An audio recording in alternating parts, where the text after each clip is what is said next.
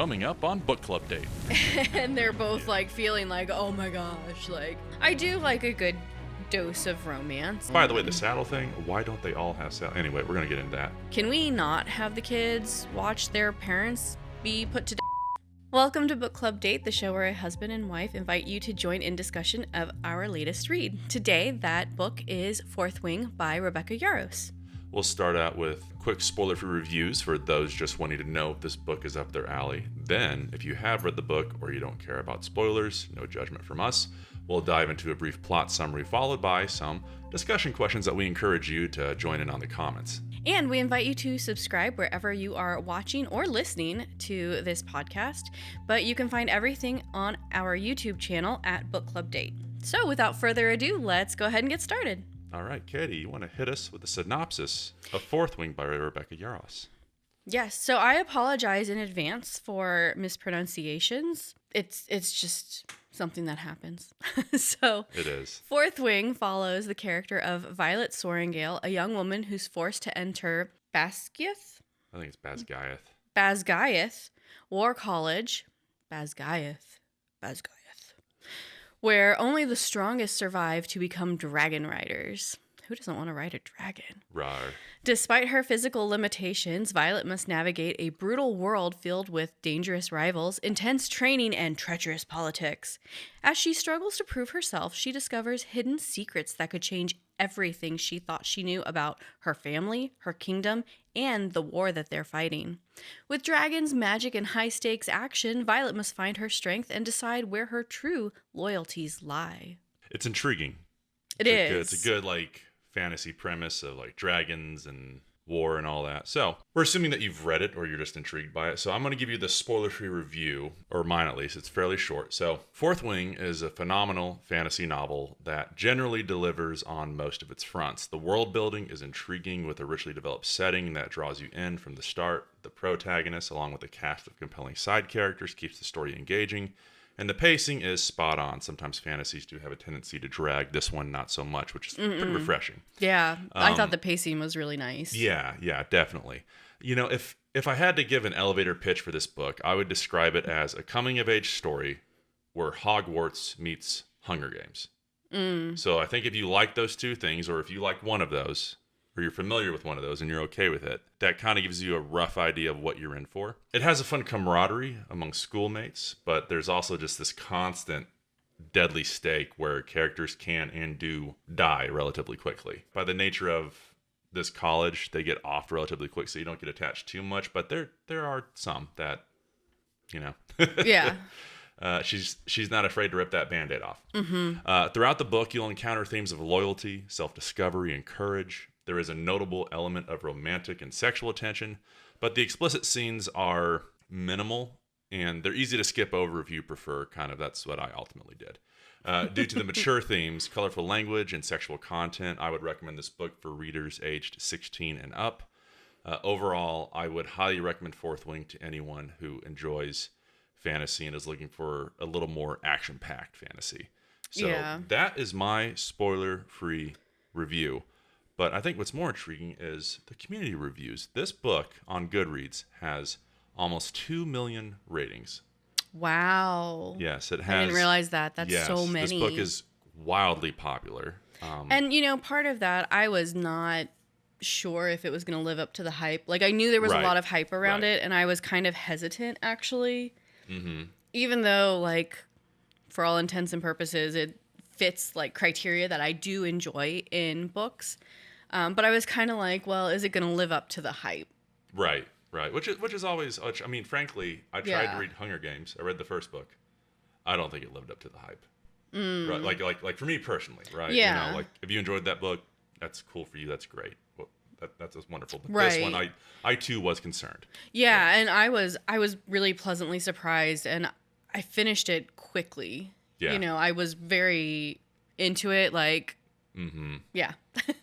Yeah. I mean, I'd say we both finished it in probably 2 weeks or so. It's probably, of the books that we've read so far for this podcast, it's probably the one that I finished the quickest. Yeah. I would say the only other one that was kind of fast-paced in its own way was The Wager. Yeah, but for know. me, that one dragged just because of some of the jargon. I know, yeah. Whereas, A lot of this the one, maritime. even though I'm going to completely butcher some of the names, especially of the dragons, Yeah. I didn't let that hold me back. Like, that was not a sticking point for me. Whereas in the wager, some of the jargon was a sticking point, Right. if that makes sense. Yeah. So, Anyway, community community reviews. reviews. This book has an average on Goodreads of 4.57 out of 5 stars, which is really good. That basically breaks down to 70% of the reviews are 5 stars, 20% are 4 stars, 3 stars, 6%, et cetera, et cetera. You get the idea. It's overwhelmingly positive, I would say. Yeah. And there is, And I get it. After reading it, I get it. And there are about 250,000 reviews, but obviously it's overwhelmingly positive. My review was pretty glowing, but why don't we look at some other community reviews for people that maybe didn't care for it, just in case you fall into one of these categories here. Katie, tell us about Alex. So Alex gave this book a 1-star review. He said, or she, the story didn't hook me up from the beginning at all. The main reason for this is probably because the writing style didn't speak out to me. I have to be honest and say that around 40% of the book, I was pretty invested in the story when the dragons finally showed up. Unfortunately, it turned out I was only interested when the dragons were involved. The rest was just boring for me. I did really enjoy when the dragons were involved. The dragons are the cool part. They're like the highlight. Far and away. Yeah, I'm hoping for book 2 that we get more of the dragons. Right. I agree. But it's understandable that it's getting set up. Like, the purpose of this book is her first year, and they've got to they've got to earn their dragons. Yeah, they built the world and the characters. You don't just go and ride a dragon. I mean, like you wouldn't. You've got to earn that right. Yeah, like you can't just hop on a dragon. Like, assume dragons are real in our world. Yeah. Like if you go to a horse stable, usually, I don't know what you'd call them, the horse master there wants you at least to have some training before you hop on a horse. Yeah. Now, a dragon, like, you're going to learn how to saddle. Yeah, like a dragon, I assume, would be times and 30. Which, by the way, the saddle thing, why don't they all have saddle? Anyway, we're going to get into that. Emily gave it a 3-star. She says, don't get me wrong, the writing is not the best. The romance is definitely cringy and too many very convenient moments. But it's very readable, and the magic system / dragons were cool. I get why it's getting so popular, as it reminds me a bit of Throne of Glass. I actually personally enjoyed this one more. So she's saying that she enjoyed this one more than actually Throne of Glass. Mm-hmm. So she concludes with, am I in a rush to pick up book 2 when it's out? No, but it also won't make it to my worst books of 2023. So then, kind of a neutral review there. Yeah. She was very level-headed with it. Yeah. And then Ikra here gave a 5-star. And said, it just keeps getting better. There is not a single dry page, not one. It constantly stimulates your imagination, and there aren't the usual boring, unnecessary BS conversations happening. They're almost always full of banter, and in every chapter, something is happening. It's fast-paced, and that's something I adore about this book. Yeah, again, kind of that sentiment again that I brought up, which is, it's got a good pacing to it. Yeah, and I think that definitely makes it stand out. Like, the conversations are purposeful. We do see some good character development of multiple characters throughout. No one's stagnant. And there's a lot happening, and I think that really helps keep the pacing. The stakes are high throughout. Just when you think, like, oh, she's made it. Surely there's nothing else that could risk her life. And then something else happens where her life is at risk again. So, yeah, I think the pacing and the character development were really nice. Yeah. There's always something else. There's always another stake to be raised. Yeah. For sure.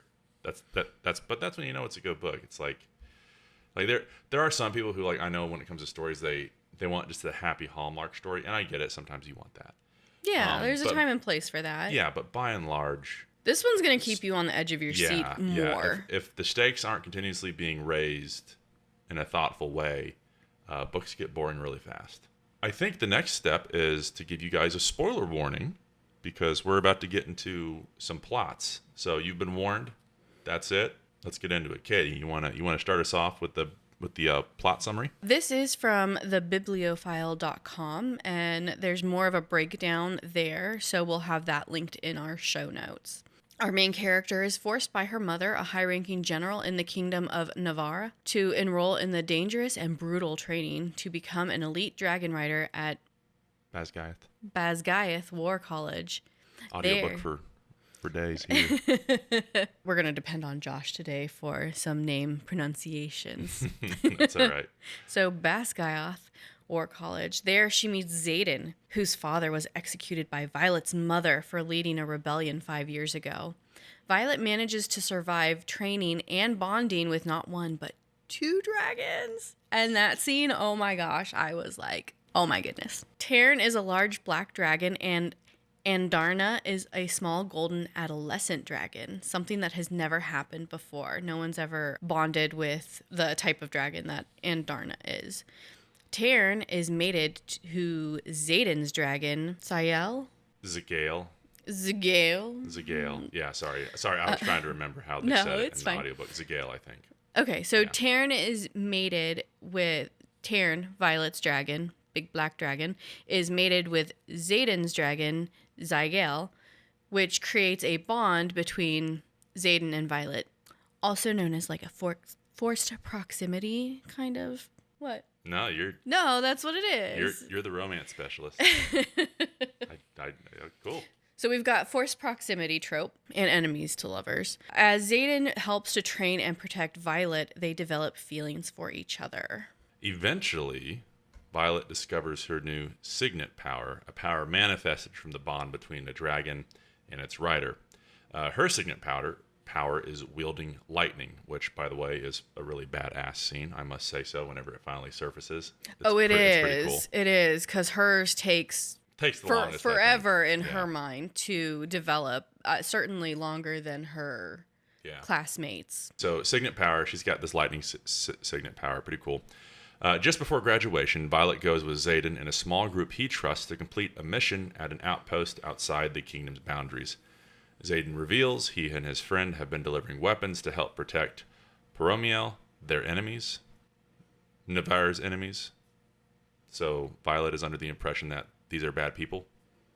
Apparently they're not. Navarre has been under attack by griffin flyers from nearby Poromiel because Poromiel needs resources from Navarre to fight off Venin. Venin are people who have been corrupted by channeling dark magic without a dragon. They've been channeling it directly from the source, in this case, which I believe they imply is Earth. Mm-hmm. Venin absorbs the life force and magic from things around them, and they are able to conjure Wyvern to fight off dragons. So they're really bad warlocks, is what they are. And Wyvern, in case you're not familiar, are similar to dragons, but they only have back legs, and then they have wings, whereas dragons will have 4 legs plus their wings. Right. So just in case you need a visual, there you go. Wrap it up. The Navarrian authorities have led people to believe Poromiel is simply greedy and war-hungry, and they deny the existence of Venin. So, from Violet's perspective, whenever Xaden kind of reveals all this, and this all gets revealed to her, she's like, what? Oh, she's her also mind the is daughter blown. of a high-sitting general. So and I think what's interesting, too, with Violet here is that, as far as she knew, the Venin were just creatures of fairy tales. Fables. As far as she knew, they did not exist. And she has this book of fairy tales that her dad, who had been a scholar, and initially she had trained to be a scholar as well. And apparently this book is not officially in the library, so it must have been essentially contraband, right? The government has basically wiped out the actual history of the world and the existence of these Venin. So she is just totally thrown for a loop when she finds out, holy cow, these fairy tales that I grew up with my dad telling me are not fairy tales. They're real, and it's actual history. Mm-hmm. And I was like, oh my gosh. Yeah, it's very... that was a fun way to do it. It kind of gave me 1984 fantasy vibes, where the government did succeed in rewriting history. And I think that part, it's kind of, there's almost like a freakiness to it because you can see how that could happen in reality. That's a real, through propaganda, and, we Yeah. talk about history being written by the winners, you don't hear about from the losers. Well, like in our modern day and age, right? Like in this, it's about taking that information and removing it, right? In our day and age, it's more and more about there's a bit of information that doesn't align with whatever's in power. And instead of removing it, because they can't, because the internet exists, they flood everything. Yeah. And then you can't tell as a person what's real and what's not.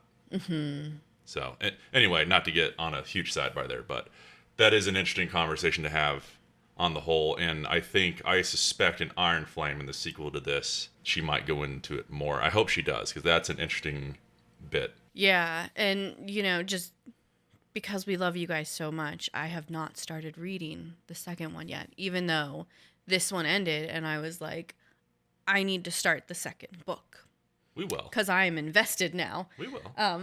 We'll do it. So we waited because I was like, no, we need to record this first before I get into that. Because otherwise, like, you're going to get more than book spoilers for Fourth Wing. We're going to get all the spoilers. It becomes difficult to not do it. Yeah. It does when you're like invested and excited about the storyline. I wasn't sure if you were going to. I was going to, yeah. Okay. Yeah, I was thinking so, sure. Okay, Josh is invested, you guys, and so he is also going to read. I'm apparently invested. Book 2. You're now invested. I've been told I'm invested. You're invested. And I think book 3 comes out in January. So I'm not sure how many books she's got planned out for this. 5. Okay. I thought I read 5. I could be wrong. Tell me if I'm wrong in the comments. It's not. I think it was 5. So. Okay. Anyway, let's wrap up the final Sorry bit about of plot that. here. Little side trail, but that's why you're here for the sidebars. You're here for the sidebars, man. Yeah. Yeah. All right. Wrap up the plot here. Huh? Okay, so Xaden figures out that Violet's childhood friend Dane Ados has secretly been using his power of seeing someone's recent memories on Violet without her consent in order to glean information about Xaden's activities. Violet agrees to join Xaden's fight as they engage in a deadly battle when the Venin attack a nearby village. Violet's lightning bolts are able to help her kill the Wyvern and the Venin, and they do learn more about like how the Venin are connected to the Wyvern and how to defeat them, but that takes a little time. When Violet recovers, she learns that her brother Brennan, who she and we have believed to have been killed during the rebellion 5 years prior, by Xaden's dad, is alive and actually part of the revolutionaries. And that's where it ends, which is why you're kind of like, oh my god, I need book 2 now. Oh my god, book 2 now, please. That was a very like high level plot summary, but we didn't want to. We're assuming that you've read it. We are, but we wanted to give like an overview in case it's been a minute. Yeah. And, let us know in the comments what your favorite part was, anything we missed that you felt like should be included, since, we can't always include everything. Otherwise, this is going to go on for like 2 hours at least if we go super, super in depth. Yeah, there's a lot to love about this book for sure. All right, so discussion questions. Now we're going to get into it. Yeah. So the first one that we have here, how does Violet Sorrengail evolve as a character throughout the novel? Where does she start and where does she end up going? And what do you think kind of drives it? So I did enjoy her character development because she starts off, she had basically been, okay, so her mom is like a high-ranking general in Navarre, and her dad was basically a scholar. So whereas her older siblings both kind of took after her mom, she took more after her father. The father passed away, at least as far as we know, and in that rebellion with Xaden's dad. And so her mom, instead of letting her go into the scholarly route, is like, no, our family is dragon riders. You're going to go be a dragon rider. So that's what sets her on this path. She's basically trained to be a scholar, and then she's kind of thrust into having to grow, not just mostly physically, but like mentally and emotionally too, in order to handle being in this war college environment. I liked the scene where her sister comes in and is like, you need to know these things if you're going to survive, and I want you to survive. So gives her like a quick breakdown. And so she goes from being like, essentially like there's that phrase about don't be a shrinking violet, right?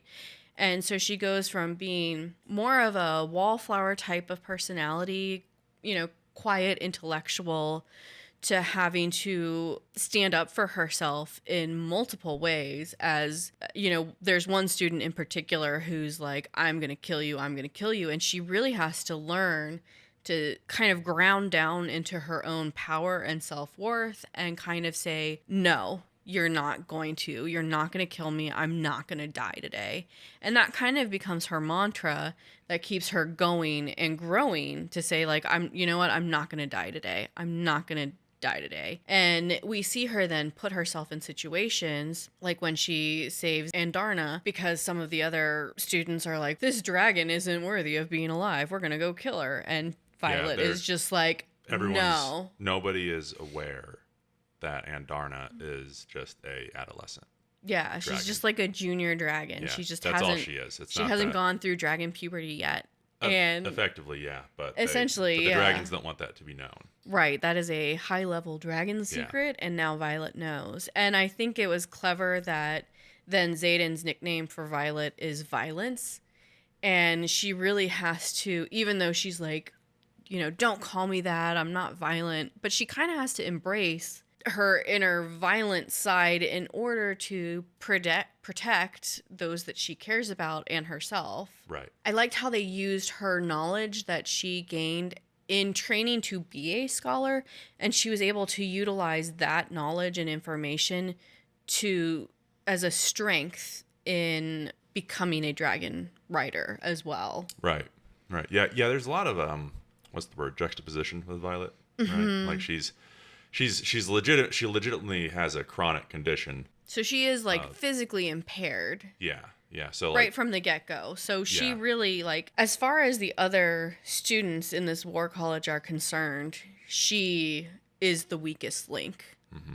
And while she physically might be the weakest, she has a lot of integrity. Her native and natural state is to try and help and save everyone that she can, despite her limitations. And she learns how to capitalize on her strengths. Mm-hmm. Yeah. And use those to her advantage. And she's able to say, you know what, like with the one obstacle course kind of thing, she's like, okay, well, if I do this, then I'll get dinged by this many points. However, I can successfully do it. Therefore, it's worth that, like she's able to evaluate some of these things. Yeah. And where she kind of ends her journey, I found her whole journey to be believable. Yeah. For like the world. Because she does start off as this weak, fragile thing, and she becomes effectively a very strong, powerful young woman, right? I mean, she goes in as like an older teen who's scared with a lot of teen angst and I think she's 19, so this is like I mean it's so like she's got angst. So wait, she's 19? I think she's 18 or 19. Oh, okay. Yeah, it's essentially college aged, right? Gotcha. Okay. All right. Kids. So if you've been that age, and if you've been through college, all of the drama. So and everyone's trying to kill you in this case. Yeah, add life-threatening situations and dragons, and I mean it's got the ingredients for some juicy craziness. It does. So anyway, but I did enjoy her transformation as well. Yeah. I thought it was very believable. I thought it was cool. I thought the ending scene where she basically calls down just the canopy of lightning was pretty sick, and it really feels like every one of her payoffs was earned. I never felt like she was a Mary Sue or something like that. I always felt like she had to.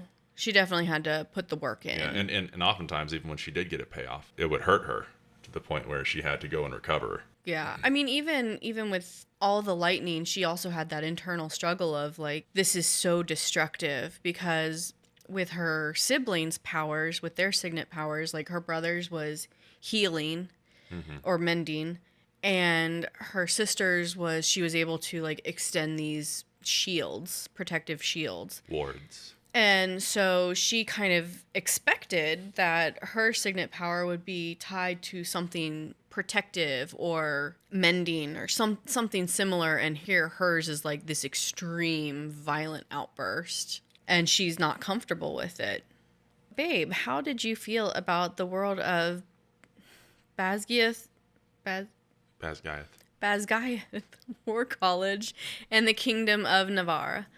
What aspects of the world building stood out to you the most, and what more would you like to learn about the world in future books? Well, let's tackle each of those questions one at a time. How did I feel about the world of Basgiath War College?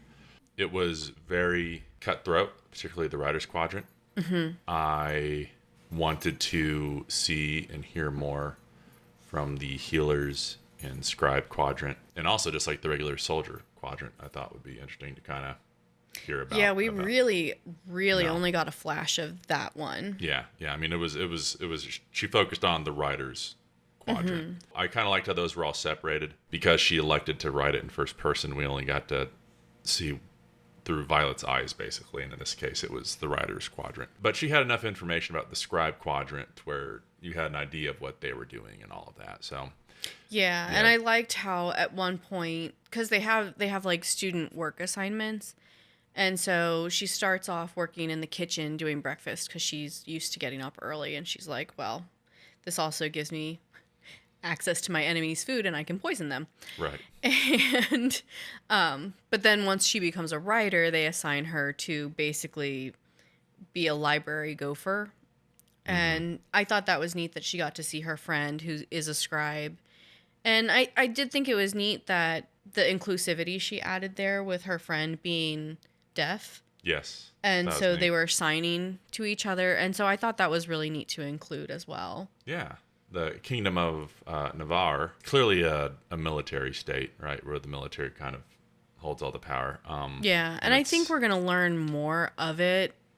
Yeah, because there's like a king, but it's like, how much power does he really have? He clearly is like a figurehead just based on the ball that like you get to see him in for like a brief moment. Mm-hmm. Right? I mean, it's clear to me he is not calling any real, tangible, worthwhile shots that affect anyone. I would like to know more about the generals. Mm-hmm. Outside of Violet's mother, so that's fascinating.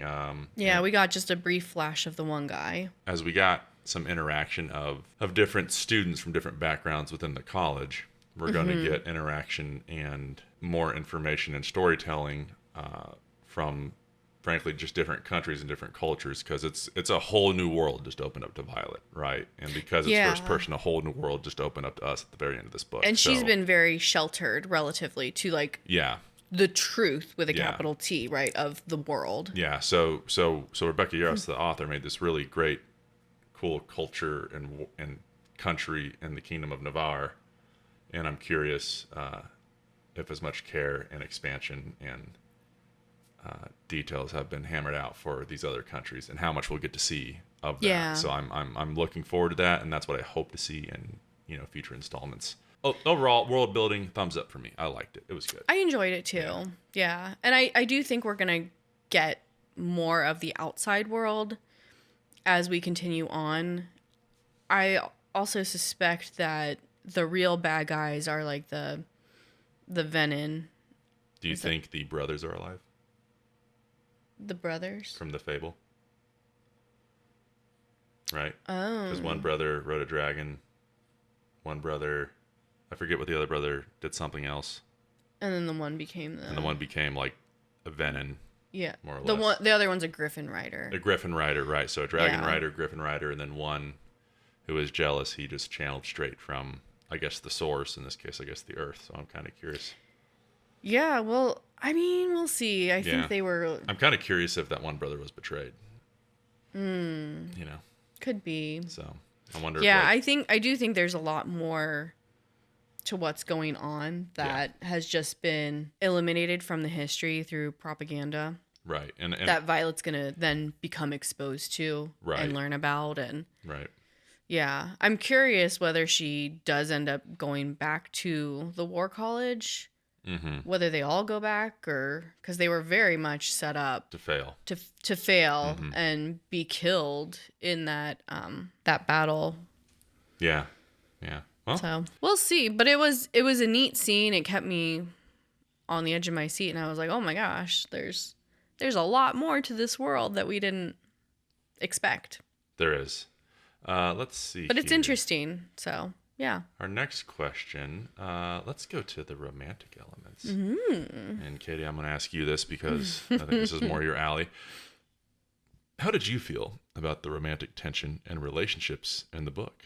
Did you think the romance was well integrated into the story, or did it detract from the main plot? I mean, I enjoyed it, but I do like a good dose of romance. I don't think it was too much because it's more of a enemies to lovers slow burn romance and forced proximity, right? Because they're forced together. And no, I enjoyed it. I liked how from the get-go she was like, oh my God, he's gonna kill me. Right. Right. He's got to hate me because my mom is responsible for his dad's death. But I also thought it was interesting in one of the, there's little like intro blurbs before each chapter begins. And in one of them, it's her mom suggesting like, can we not have the kids watch their parents be put to death? Because that seemed inappropriate. So you can understand why Violet was like, oh my gosh, Xaden's going to want me dead. Like, and I am weak. I am totally at risk. But as the story continues on, she and you come to learn, right? Like, there are multiple points where he could have killed her.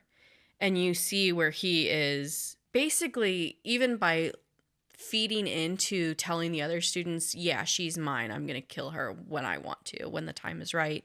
That's actually a tool by which he keeps her safe, which is kind of a unique twist, kind of cool that he's like, oh yeah, I'm going to kill her. Don't touch her. Right. She's mine. But he really is doing everything he can to keep everyone alive. And he ends up recruiting some of the other rebel children to help keep her alive and to train her and to help build her muscles, to help counteract some of the weakness from her illness that she's already dealing with and stuff. And I enjoyed it. I thought it was funny how the one night where it was like the height of romantic tension, and it was really because their dragons were getting it on. And they're both like feeling like, oh my gosh, like, and it's really their dragons. And he's like, is it hot in here? And it's like, no, it's actually your connection to your dragon, and they're kind of having some fun over there. And also, I mean, even without, I thought that was kind of funny. Even without the dragons, Xaden and Violet clearly have a there's connection. Clearly chemistry. Yeah. There's clearly a connection. Yeah, I don't think it was overdone. I thought it was, and like you said earlier, if you're really not into those scenes, you can skip over them. Yeah. There's not a ton of them. I don't think it detracts from the plot, but I think if you're into the relationship, you're like, oh yeah. Yeah. Gives you something to root for. It does. Yeah. And even the love triangle, I thought that was handled well because it's made clear, like, growing up, yes, she had a crush on Dane. And then she gets here and she learns, like, oh, yeah, you're not really the guy I remembered. Dane's the high school boyfriend. Xaden's the college boyfriend. Yeah, basically. That's effectively what I mean, not even the high school boyfriend, the high school crush. Yeah. Right? And it's not, like, he's a good guy, but it ends up being more of a, Yeah. Plus, when you find out that he was taking her memories without her that's permission, that's a yeah. Well, the thing is too is, I mean, like, Dane really sees the world in black and white through the perspective of the Kingdom of Navarre, which Violet by and large agreed with, even if she thought it was a little strong-handed from the outset. She was like, yeah, no, I get it, that makes sense. You gotta live your life to some kind of compass. And as she grows a relationship with Xaden, she learns to view the world a bit more shades of gray oriented, right? She sees it through more She's shades seeing more of of the gray. nuances. Yeah, and that's, I think, what ultimately the undoing of the connection between Violet and Dane.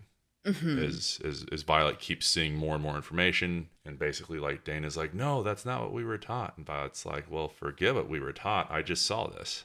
Yeah, she's like, but that's not the truth. Right. So that kind of plays into it.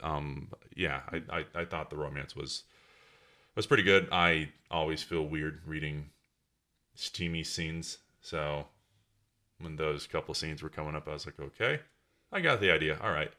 and then I would just kind of skim the rest. But again, that's just my preference. Yeah, I mean, I'm okay with steamy, like, intimate scenes as long as they make sense for the story and the relationship. Like, I don't prefer them when they're just like wedged in there just for the purpose of having those scenes, right? Like, for me, they have to make sense and they have to align with the characters. Like, it's got to make sense if they're going to be put in there. And I felt like that.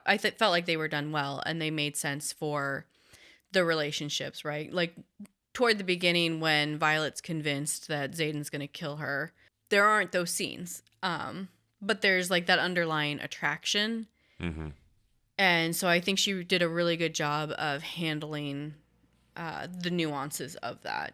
Right. So that you were like, okay, like by the time they happened, they were earned. Let's look at dragons as characters. So the dragons play a significant role in the story and have very distinct personalities. Which dragon did you find the most intriguing and why? And how do the dragons contribute to the overall plot and themes of the book? So I think I can answer one of those questions. I think the other one, not so much. Which dragon did you find the most intriguing and why? I found them all intriguing. They clearly all had their own personalities, their own preferences, their own hierarchy. They were very animalistic but intelligent, and I guess evolved is the word I would put for like their society. It's interesting how they consider themselves above humans, but they can't, I guess, really function without humans. So I found that, or they can't. They've got that. They're not as effective, right? So, so it's very much a symbiotic relationship in terms of the rider and the dragon. I thought the most interesting aspect is if they're paired long enough and their bond is strong, that if a dragon dies, a rider will definitely die. It's like a fact, they will die. If a rider dies, there's a good shot the dragon will die, perhaps if they're old or if the bond was just so strong or something of that nature. But if they're young enough and they're strong enough, they can take some time away and eventually come back and get a new rider. Like, they can survive the death of their rider. Right. So I found that... which we saw with Taryn and his rider prior to Violet. Yes. And then we saw both the rider and dragon die. And that one was heartbreaking. What was that guy's name again? I forget it. I forget. You guys know what I'm talking about. The heartbreaking one at the final battle where the dragon dies, and so does Xaden's basically like foster brother. Right, who he had kind of shadowing Violet. So that was one of the characters that we knew. I can't remember his name. We knew the best, and just because he'd been following Violet, and she had been so snarky about him following her and basically covering protective duty. Yeah. And he's like, no, bodyguard. I don't mind. Like, Xaden saved my life, so I don't mind doing this for him. And, we've got all these classes together anyway. It's no big deal. Like, yeah. So, and then that one was quite heartbreaking. It was. And as far as the dragon's contribution to the book, they're on the cover. So, no, they are huge to the world of Navarre. They are huge to the characters. As you heard in a few of the community reviews, or at least one of them, that their people's favorite part tend to be the dragons. Yeah, which is obvious because they're not just beasts; they're actually intelligent. Yeah, and the way like characters. the bonding occurs, they basically, it's like they hear, they speak through telepathy essentially, but they're constantly telepathically linked. Yeah. That's why, Violet picks up when Taryn is having special time with his lady. Zagail. With his lady dragon. Yeah, with his lady dragon. And so it is interesting that it's this strong connection, and she's like, oh my God, am I ever not going to have you in my head? And he's like, no, this is constant now. Like, yeah. He's like, until you learn to put up a wall. Welcome to the new world. You're going to have us. And I thought what was fun with her too, connecting both dragons or bonding with both dragons, both Taryn and Andara, which I loved. Because like Taryn is like this gruff, older, rough and tough, like top of the line dragon. Like he's very accomplished. Everyone wanted to bond with him. And he wasn't even up to be bonded, but because of the situation, he ends up coming and bonding with Violet. Right. And there's a lot of concern because he almost didn't survive losing his last rider. And so there's a lot of concern of him bonding with another rider to begin with, but also because they're mated, because he's mated with Zagail, there's concern like because they can't be separated for longer than a few days. Yeah. And so there's concern like if Taryn doesn't survive, Zagail won't survive. And therefore, if Zagail doesn't survive, Xaden doesn't survive. And so it's this web of like they need to keep each other alive. Yeah, if they want to survive. They effectively have become like a family unit. Mm-hmm. Which adds to more of that forced proximity between Xaden and Violet. And it raises the stakes because if one of them die, it's they all do. It's as good as our main character Violet dying, right? Yeah, and then you get like Andara and Darna popping in, and she's just like, and me, and I'm here, and she's just kind of like a puppy, and it's adorable, and I can't wait to see her grow as well. Yeah, the dragons as characters, they're awesome. fun. They're a great addition. They're great. And they're fully developed and intelligent, and the conversations with them I adored for the most part. So Katie, Violet is portrayed as a strong female protagonist despite her physical limitations, which we have mentioned. Mm-hmm. How does the book explore different definitions of strength and empowerment, particularly in a militaristic society? With it being militaristic and with our specific view with the War College and the Writers' Wing, there's definitely a heavy emphasis on physical strength and abilities. And through Violet, we get to see that strength is not just about your physicality. It isn't. There's different knowledge and intelligence and cleverness and things like that, workarounds that Violet discovers that lead to her strength. She doesn't feel like she deserves Taryn as a dragon because of her physical limitations. And the dragons are kind of like, no, there's more. There's more to it than that. Like for some dragons, that might be the most important element. But for Taryn, who is one of the strongest known dragons in the country, he doesn't see it that way. He sees her strength of character and intelligence and integrity. And, the fact that she was risking her life to protect Andarna against 3 able-bodied, bigger than her men, One was Jack Barlow, who's a psycho. Yeah, who's completely... Which, by the way, he's clearly not dead. Yeah. Yeah, he's clearly clearly not. Yeah, he's coming back. So there's all this other types of strength that Violet has, even though she doesn't have the physical strength. And we learn that, with Xaden's help and some of the other side characters that are helping her with her strength building, she's learning those strengths that she needs.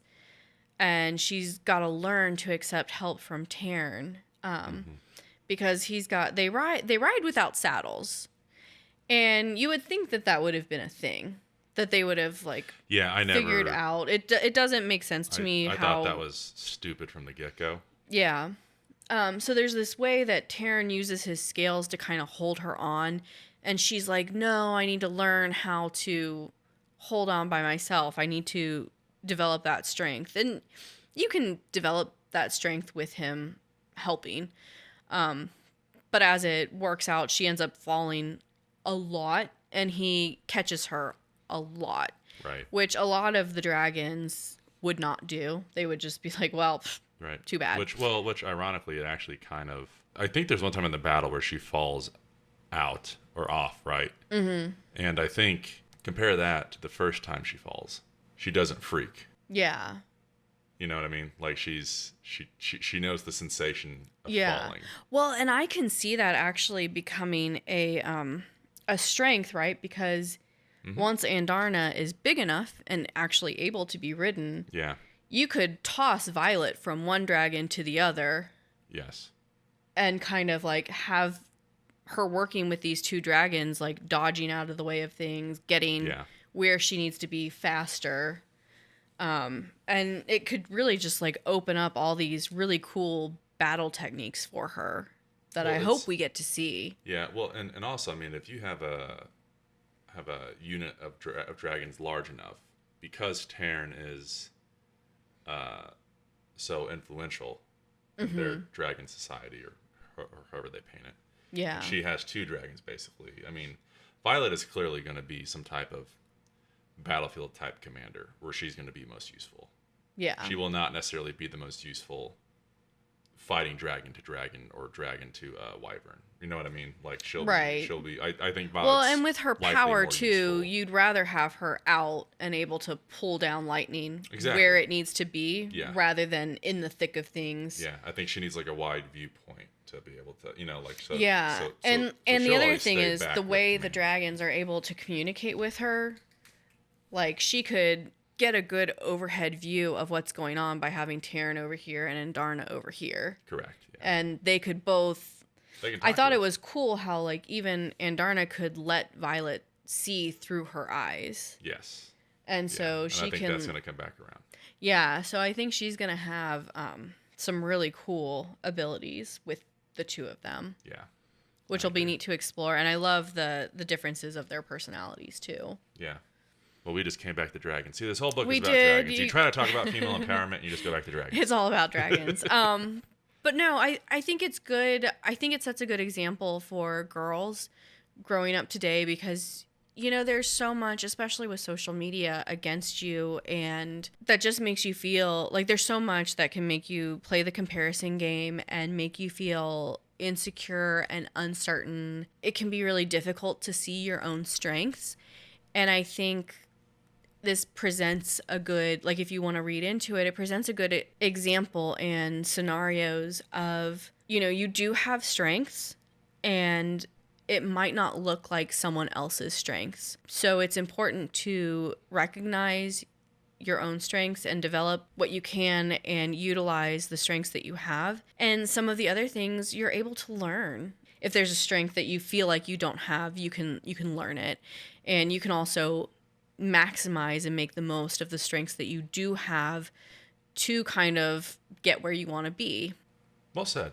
Thank you. Well said. I agree. Yeah, I mean, it's as a mid-30s-year-old man, it was refreshing to read a character that is a powerful female without contemporary modern elements of that kind of get pushed down everyone's throat, or at least how I feel it is sometimes. I don't know if I'm making any sense. No, I think she's portrayed as like I thought of her as a great character, an average, early 20s, right, female. Like that's kind of what she is. Like she's got some physical limitations that she's working through.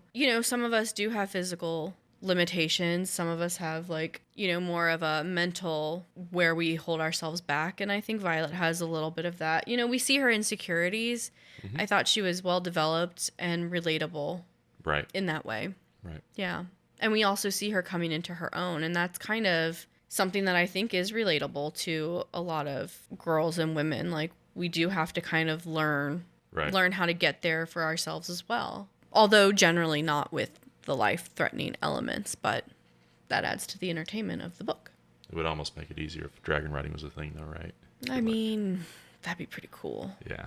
I loved that Xaden helped, empower her, too. He didn't like by making the special daggers that would fit in her hands better and coming up with the saddle design, which again, I think they should all have saddles if it's going to like make it easier for them to stay in. Like, yes, there's strength, but even though you can do something on your own, it doesn't mean you can't accept help or that help makes you any weaker. Correct. You know, like. Correct. Well said.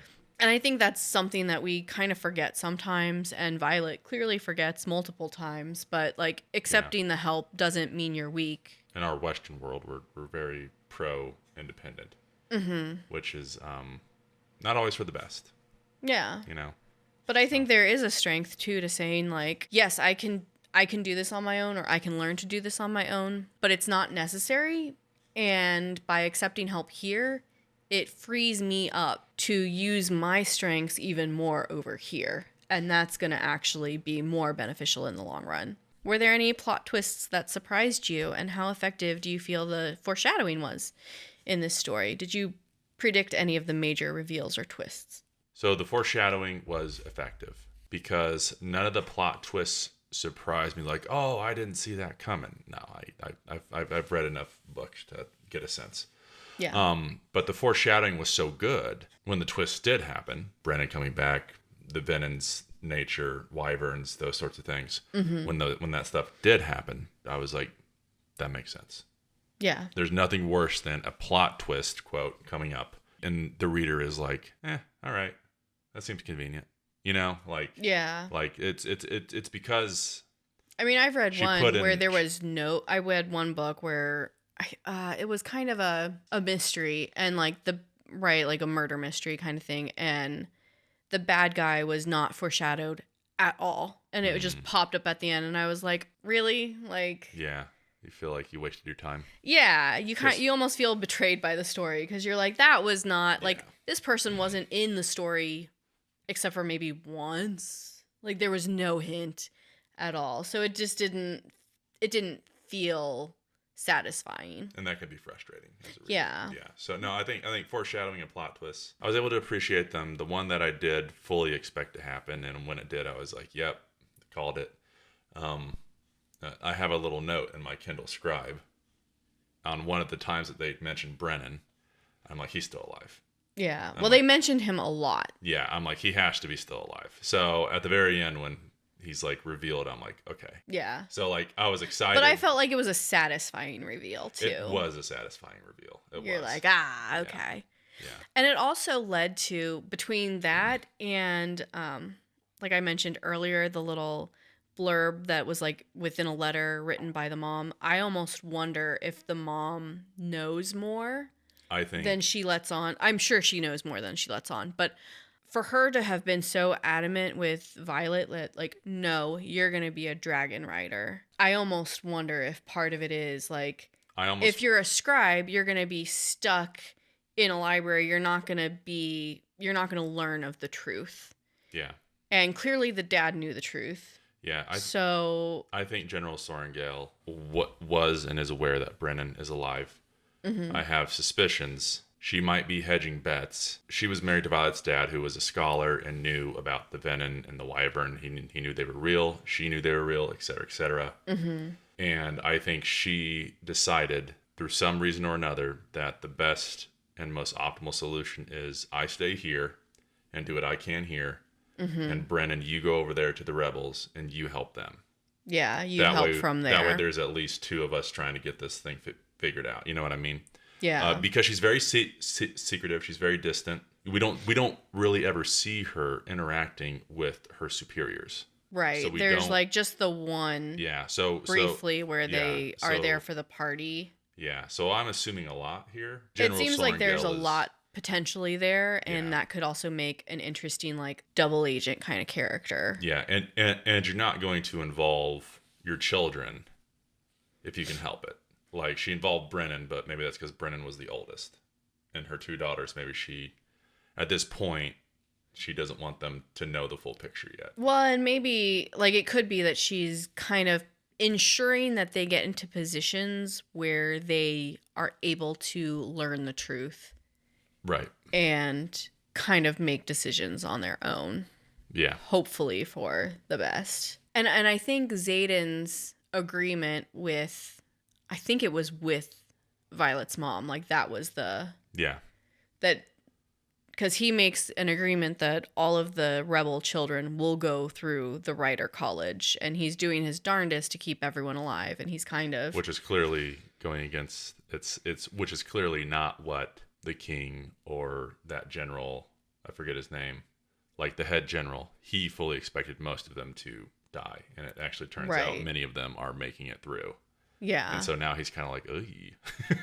Because what's cool is with their sigil, I didn't understand this either. Please explain if you can. The rebel children, they were given some type of brand, some type of sigil, right? Yeah. Because they have that, General whatever, starts with the M, I think, he can't see them. If there's more than 3. So he can see them individually. Yes. But if they group together, more than 3 of them together, he can't see. See, so that's kind of weird to me because he can apparently see the outcome of a battle, which leads me to believe he can see the outcome of an enemy's movement. Obviously, there's more than 3 enemies. Right, but the sigil... Like, I was just a little confused by all this. That was given to all the children by a dragon. Correct. And so it's almost like... Like, did their parents have that sigil given to them? That way... No, the parents were killed. Right. Okay. So it wasn't the parents. No, I'm just saying. So basically, they killed off the parents. Like, they branded the children if he can't see them. And so it's outlawed for the children of the rebels to kind of gather in groups of more than 3. Okay, I get that. So that's why Xaden and them had to gather in secret, which Violet sees. Yeah, I get that. So because they were gathered more than 3. That general would not have been able to see them. Right. So that's why the grouping in the... But that's because of their sigil. Because of their sigil. Something with their sigil. Sigil.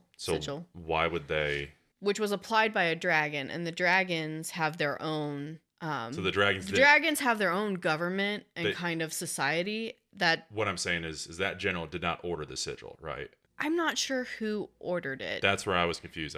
That's the question. I thought Sorrengail was in charge of the dealings with that. So maybe she did it. She might have. Maybe she did it to limit the power of that general. Could be, or to give like the children a little bit of shielding. Okay. We're talking a lot of inside baseball to this book right now. If you're watching this video and you're at this part in the video, you've clearly read it and you know where we're confused.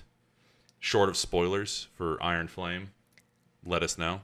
Yeah, let us know in the comments, please, what your thoughts are. And it could all still be speculation, too. I suspect it was something where the dragon was ordered to mark them. Yes. That way you could clearly identify that was a rebel child. Yes. Even though the kids didn't actually do anything. But I suspect that was a secret thing that the dragon added in. Yeah. I don't think that was, like, intended. It was more of a, like... Yeah. Wink, wink, like... I just don't see how that general would given his power, why he would ever do that. So I'm just curious who actually ordered the sigils. Even if that general ordered it, the dragon worked on its own to add that in. Yeah, I get that. Yeah. But then what's the motivation? To allow the rebel children to rise up again, I guess? I think because the dragons know that the rebel kids are more likely to know the truth of what's going on in the world as a whole. Yeah. Okay. Right, because we see how sheltered Violet was, and that's going to be the majority of the Navarre children. Okay. And so, yeah, I think it was kind of a way to protect the kids as well. Like the dragons know the kids are not at fault. Right. Because some of the kids were very, like, I think the youngest was, 2? Or maybe even 6 months. Like, yeah, it was like a baby. Yeah, so... I suspect it was something that the dragon that marked all the kids added in. Well... but let us know what you think. Themes of power and corruption. Let's end on a high note. One that's optimistic, right? Some of the themes of power and corruption. How does Fourth Wing address themes of power, corruption, and rebellion? Speaking of the children. What commentary do you think the author is making about authority and governance through the story? I think she got into kind of how with power you can manipulate history, how quickly you can erase history. Yeah. Sometimes rebellion's not wrong. Right.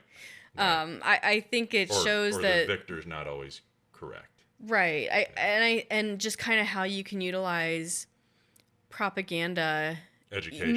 misinformation to manipulate things in your favor, and how it's kind of important to be a little open-minded and make choices for yourself, and maybe don't depend completely on what you're being told and fed. I don't think she set out to make it like this big, like... No, she wasn't trying to make a statement. She was just... No, I think it's just kind of... within the main country that she's telling the story. Yeah. Yeah, which I thought was good. But with that said, yeah, I think she does glance around the edges of some, I think, important points about, trusting your government, trusting the information you have, trusting your friends. Dane does a pretty drastic betrayal. Sometimes your perceived enemies actually are your friends. Sometimes your friends are actually your enemies. And these are all, story themes that you can see through numerous books and novels and stories and movies, and like these come up with some frequency. Yeah. I think that's going to do it for us on Book Club Date for this go around. This was Fourth Wing by Rebecca Yarros. You can find our content on YouTube at Book Club Date. You can follow us wherever you happen to find us. We're on various podcasts, those sorts of things. You guys are wonderful. We love you. We appreciate you. And that's all I got. Honey, anything from you? Please leave us your thoughts and comments on what you thought about Fourth Wing. What were your favorite parts? Let us know if you have any book suggestions that you would like to see us read and discuss. That's my wife, Katie. And that's my husband, Josh. We'll see you next time, guys. Bye-bye. Bye.